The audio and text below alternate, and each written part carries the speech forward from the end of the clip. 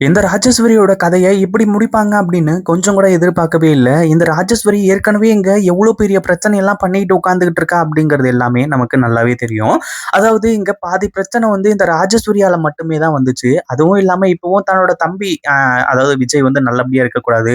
அதே மாரி விஜயோட சொத்து எல்லாத்தையுமே ஆட்டை போடணும் அப்படிங்கிறதுக்காக அவ்வளவு துடியா துடிச்சுக்கிட்டு இருக்கா. அதுலயும் முக்கியமான ஒரு விஷயம் என்ன அப்படின்னு பார்த்தீங்கன்னா, இந்த ரகு கூட சேர்ந்துக்கிட்டு நெறைய இல்லீகலான வேலை எல்லாத்தையுமே பார்த்திருக்கா அப்படிங்கிற மாரி வந்து சொல்லி ஒரு பக்கம் நம்ம மல்லியும் வெண்பாவும் வந்து ஒரு மிகப்பெரிய குத்தாட்டத்தையே வந்து வீட்டுல போட்டுக்கிட்டு இருக்காங்க. இந்த ராஜேஸ்வரிக்கு சாதாரணமா சிரிச்சாலே வந்து பிடிக்காது. சிரிச்சாலே எப்புட்றா அந்த சிரிப்பை நிறுத்துறது அப்படிங்கிற மாதிரி வந்து சொல்லி அவ்வளவு பெரிய வேலை எல்லாத்தையுமே பார்ப்பாங்க. அதே மாதிரி இப்போ இந்த ராஜேஸ்வரி இங்க வந்து என்ன பண்ணிட்டு இருக்கீங்க, இந்த நடு வீட்டுல உட்காந்துட்டு இப்படி டான்ஸ் ஆடி வந்து கொத்தாட்டம் போட்டு கும்மி அடிச்சுக்கிட்டு இருக்கீங்க அப்படி இப்படிங்கிற மாதிரி வந்து சொல்லி ராஜேஸ்வரி வந்துட்டு அவ இஷ்டத்துக்கு வந்து பேச ஆரம்பிச்சிடறா. ஒரு பக்கம் நம்ம மல்லி வந்துட்டு இருக்கிற பிரச்சனை எல்லாத்தையுமே வந்து விட்டுட்டு இப்படி வந்து டான்ஸ் ஆடிட்டு இருக்காங்களே அப்படிங்கிற மாதிரி வந்து சொல்லி எல்லாருக்குமே கொஞ்சம் இதா இருக்கும். பட் இருந்தாலும் கொஞ்சம் ரிலாக்ஸேஷன் வேணும் இல்லையா, அதுக்காக தான் இது எல்லாமே பண்ணிட்டு இருக்காங்க. அதே மாதிரி ராஜேஸ்வரி வந்துட்டு கேள்வி கேட்கக்கூடிய ஒரு இடத்துலயே இல்ல. அதே மாதிரி இந்த ராஜேஸ்வரி வந்துட்டு நான் நினைச்சேன்னா இப்பவே உன்னை இந்த வீட்டை விட்டு விரட்டிடுவேன் அப்படிங்கிற மாதிரி சொல்லி மல்லியை பார்த்து சொல்லிட்டு இருக்காங்க. ஏற்கனவே மல்லி இருந்துட்டு இந்த ராஜேஸ்வரியோட கொஞ்சம் ரகசியங்கள் எல்லாத்தையுமே தெரியாம வந்து இருந்துட்டு இருக்காங்க. அதுவும் இல்லாம இதுல இந்த ராஜேஸ்வரி தான் ஒரு மிகப்பெரிய விஷயத்துல மாட்ட போறாங்க. என்ன அப்படின்னு பாத்தீங்கன்னா, உண்மையான ரேணுகா, அதாவது இந்த கதிரேசனோட உண்மையான பொண்ணு, அதே மாதிரி வெண்போட அம்மா இருக்காங்க இல்லையா, அவங்கள கொன்னது இந்த ராஜேஸ்வரி தான் அப்படிங்கிற மாதிரி வந்து சொல்லி அந்த ஒரு விஷயம் தான் இப்போ தெரிய வரப்போகுது. அதையும் தாண்டி நம்ம மல்லி இருந்துட்டு இப்போ இந்த ராஜேஸ்வரியை அடிச்சு வெளுத்து கட்டுறாங்க. இதுக்கு மேல இங்க ஒரு வார்த்தை பேசிக்கிட்டு இருந்தா அப்படின்னா உன்னோட சாவு என்னோட கையால தான் அப்படிங்கிற மாதிரி வந்து சொல்லி மல்லியும் சொல்றாங்க. இதை கேட்டதும் ராஜேஸ்வரி வாயை மூடிட்டு அமைதியா போறாங்க. அதே மாதிரி இந்த ராஜேஸ்வரிக்கும் ரகுக்கும் சம்பந்தம் இருக்கு அப்படிங்கிற ஒரு விஷயம் தான் இப்போ நம்ம மல்லிக்கு தெரிய வருது. அதாவது ஏற்கனவே வந்து நம்ம மனோகர் இருந்துட்டு இந்த மாதிரி அந்த ரவுடிங்க எல்லாரையுமே வந்து அந்த போலீஸ் வந்து விட்டுட்டாங்க. என்ன பண்றதுன்னு தெரியல அப்படி இப்படிங்கிற மாதிரி வந்து சொல்லும்போது, மல்லி வந்துட்டு என்ன நடந்தாலுமே பார்த்துக்கலாம். வேற வழி கிடையாது. ஏன்னா இந்த கேஸ்ல நம்ம வந்து எந்த ஒரு தப்பும் பண்ணல. அப்படி இருக்கும்போது நம்ம இதுல பயப்பட வேண்டிய அவசியமே கிடையாது அப்படிங்கிற ஒரு விஷயத்த மட்டும் நம்ம மல்லி தெளிவா இருந்துட்டு இருக்காங்க. அதே மாதிரி என்ன நடந்திருக்கும்? ஏன் வந்து கதிரேசன் சிக்கல? ஏன்னா அந்த ரவுடிங்க தான் வந்து கொலை பண்ணாங்க அப்படிங்கிற மாரி வந்து சொல்லி, அவ்ளோ பெரிய விஷயத்த கண்டுபிடிச்சோம். அப்படி இருக்கும்போது அசால்ட்டா எதுக்காக வந்து தீபிகா மேடம் விடணும் அப்படிங்கிற மாரி வந்து சொல்லி, இந்த ஒரு விஷயத்த வந்து ரொம்ப இதா வந்து எடுத்துட்டு போறாங்க.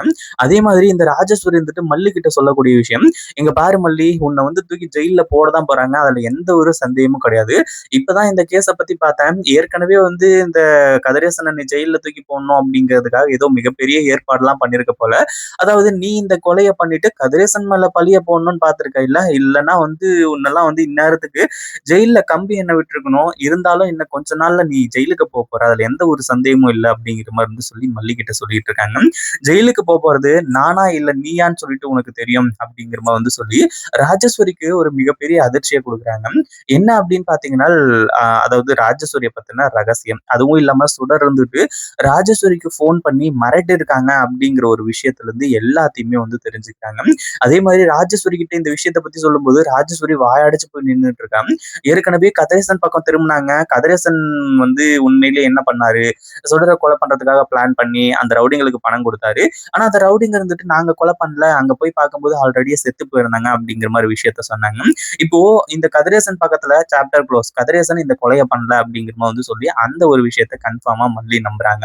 ஆனா அதே சமயத்துல இந்த ரகு, அதுக்கப்புறம் ராஜேஸ்வரி இவங்க இன்வால்வ் ஆயிருக்கிற விஷயம் தெரிஞ்சு உண்மையிலே இப்போ மிகப்பெரிய அதிர்ச்சியில இருக்காங்க. ஏன்னா இவங்களும் கொலை பண்ணியிருக்கிறதுக்கான வாய்ப்பு இருக்கு. அதுவும் இல்லாம இந்த ரகு வந்துட்டு நான் கொலை பண்ணலையே அப்படிங்கிற மாரி வந்து சொன்னதுனால, இங்க இந்த ராஜேஸ்வரி எல்லாம் வந்து சாதாரணமா சுத்திட்டு இருக்காங்க. ஆனா மல்லி வந்துட்டு ஒவ்வொரு விஷயத்தையும் புட்டு புட்டு வைக்கிறாங்க. இது போதுமா? இன்னும் கொஞ்சம் வேணுமா? இதுக்கப்புறம் வந்து நீங்க இருக்க முடியாது. அதே மாதிரி நீ எவ்வளவு பெரிய தப்பு எல்லாத்தையுமே செஞ்சிருக்க அப்படிங்கிறது எனக்கு தெரியும். கூடிய சீக்கிரத்துல உன்னை இந்த வீட்டை விட்டு விரட்ட போறேன் அப்படிங்கிற மாதிரி வந்து சொல்லிடுறாங்க. ஒரு பக்கம் விஜய் ஏற்கனவே இந்த ராஜேஸ்வரியை வந்து இந்த வீட்டை விட்டு விரட்டலாம் அப்படிங்கிற ஒரு முடிவில் தான் இருக்காங்க. பட் இருந்தாலும் வந்து அது இப்போதைக்கு நடக்கிற மாதிரி இல்ல. அதே மாதிரி இந்த தீபிகா மேடம் இருந்துட்டு நம்ம மல்லிக்கு ஃபோன் பண்ணி, "மல்லி நீ ரெடியா இரு. ஆதாரம் மட்டும் கிடைக்கட்டும். அடுத்ததா உன்ன தூக்கி ஜெயில்ல போடுறதுக்கு நான் தயாரா இருக்கேன். இனிமே உன்னால தப்பிக்க முடியாது." அப்படிங்கிற மாரி சொல்லி அந்த ஒரு விஷயத்த சொல்லும்போது, கடைசியில இந்த மல்லிக்கு இங்க ஒரு மிகப்பெரிய அதிர்ச்சி. மல்லி, விஜய் இவங்க எல்லாருமே ஒரு கூட்டணியா இருந்துட்டு இருக்காங்க. என்ன நடந்தாலும் இந்த கேஸ்ல மல்லி ஜெயிலுக்கு போயிடக்கூடாது அப்படிங்கிறதுக்காக. ஆனா தீபிகா மேடம் எப்படியாச்சும் ஜெயிலுக்கு கொண்டு போய் தள்ளிடணும் அப்படிங்கிற ஒரு போராட்டத்தோட தான் இது பண்ணிட்டு இருக்காங்க. ஆனா கடைசியில இப்போ ராஜேஸ்வரியோட விஷயம் வெளிய வரும். அதுவும் இல்லாம இப்போ உண்மையிலேயே அந்த அ உண்மையான ரேணுகா இருக்காங்க இல்லையா? அவங்கள கொன்னது ராஜேஸ்வரி தான் அப்படிங்கிற மாரி தெரிய வரும் அப்படின்னு சொல்லிட்டு, இங்க யாருமே எதிர்பார்க்கவே இல்ல. ஏன்னா இது ஒரு மிகப்பெரிய ட்விஸ்ட். இந்த ஒரு உண்மை இத்தன வருஷமா கிட்டத்தட்ட ஒரு 7, 8 வருஷமா மறைஞ்சிருக்கு. ஏன்னா ரேணுகா இறந்து போய் 7, 8 வருஷம் ஆகுது. அப்படி இருக்கும்போது இந்த சுடரோட கொலைக்கு காரணம் யாரு அப்படிங்கிறத கண்டுபிடிக்கிறதையும் தாண்டி, உண்மையான ரேணுகா எப்படி இறந்து போனாங்க அப்படின்றதையும் கண்டுபிடிச்சு, இப்போ இந்த ராஜேஸ்வரிய கைது பண்ண வைக்க போறாங்க. அதே மாரி விஜய் எல்லாம் ஏற்கனவே செம்ம கோவத்துல இருக்காரு. அப்படி இருக்கும்போது இந்த விஷயம் மட்டும் தெரிஞ்சது அப்படின்னா, தன்னோட அக்கான்னு கூட பார்க்க மாட்டாங்க. அடிச்சே கொன்றுவாங்க. ஏன்னா தன்னோட அதாவது ஏற்கனவே விஜய் எப்படியெல்லாம் வாழணும் அப்படிங்கிற மாரி நினைச்சிருப்பாரு. அதை எல்லாத்தையுமே இங்க தவிடுபடியாக்கி என்ன பண்றதுன்னு சொல்லிட்டு தெரியாம நிறுத்தி வச்சிருந்தாங்க இல்லையா? அதனால. ஆனா அதே சமயத்துல இப்போ மல்லி எல்லா உண்மையுமே தீபிகா மேடத்துக்கு புரிய வைக்க போறாங்க. ஏன்னா நம்ம மல்லி உண்மையிலேயே கொலை பண்ணல. அதுக்கான எவிடன்ஸ் எல்லாமே இப்ப கிடைக்க போகுது. உண்மையிலேயே யார் கொலை பண்ணாங்க அப்படிங்கிறதுக்கான எவிடன்ஸும் கிடைக்க போகுது. அதுக்கப்புறம் தான் தீபிகா மேடம் மல்லி கிட்ட மன்னிப்பு கேட்கறது, அதே மாதிரி உண்மை எல்லாத்தையுமே புரிஞ்சுக்கிறது, இப்படின்ற பல விஷயங்கள் நடக்க போகுது. இத பத்தி நீங்க என்ன நினைக்கிறீங்க? அந்த வீடியோ பிடிச்சிருந்தா லைக் பண்ணுங்க, ஷேர் பண்ணுங்க. இப்பதான் நம்ம சேனலுக்கு ஃபர்ஸ்ட் டைம் வரீங்க அப்படின்னா, கீழ இருக்க சப்ஸ்கிரைப் பட்டன பிரஸ் பண்ணிக்கோங்க.